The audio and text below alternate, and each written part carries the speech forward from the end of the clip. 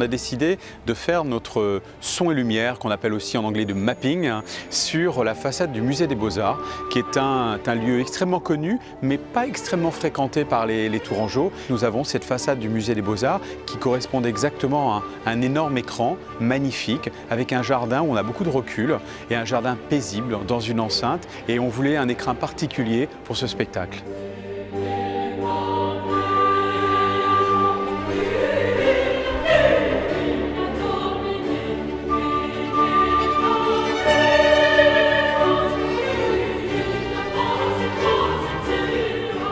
Notre idée était de proposer un scénario qui permettait de comprendre un peu tout le rôle de Tours pendant la Renaissance et tout son patrimoine artistique, culturel et son patrimoine aussi architectural. Ça a été un vrai travail avec la ville de Tours qui avait un cahier des charges assez précis également. Elle voulait s'intégrer dans l'événement des 500 ans de la mort de Léonard de Vinci. Donc on a fait une recherche en partenariat avec les services du musée des Beaux-Arts de Tours. On a pu visiter le musée et voir les œuvres qui pouvaient nous inspirer pour le spectacle.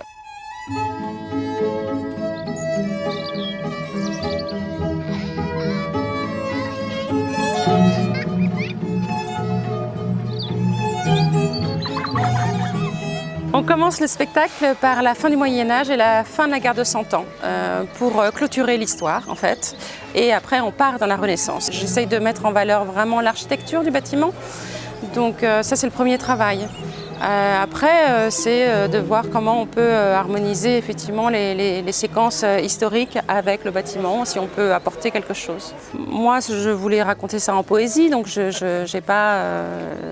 voilà, c'est pas narratif quoi, mais c'est effectivement plus ou moins éducatif. Je me suis mis un petit peu dans la foule pour écouter les gens et j'ai l'impression qu'ils sont plutôt contents.